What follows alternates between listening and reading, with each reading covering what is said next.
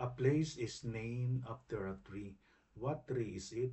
Introducing Balubo, Diplodiscus paniculatus of the family Branluaceae. Balubo is a medium-sized tree growing to 20 meters tall and attaining a diameter of 50 centimeters. Balls are short, cylindrical, angular, flatted, crooked, and tapering.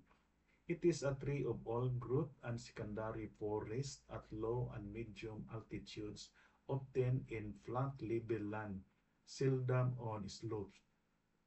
Individuals observed in Mount Banahaw, Quezon Province commonly occur near creeks or waterways.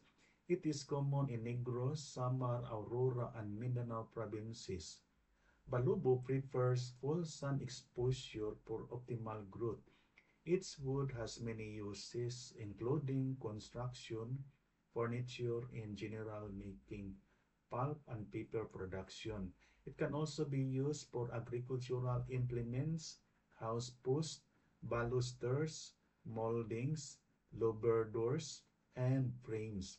The seeds are edible when boiled or roasted and taste like almonds. It is said that a municipality in Surigao del Sur is named after this tree, which is known locally as Barubo. This is Max. Caring for the environment is not only a choice but a responsibility. Our efforts, even if small, when combined, can make life for a better future.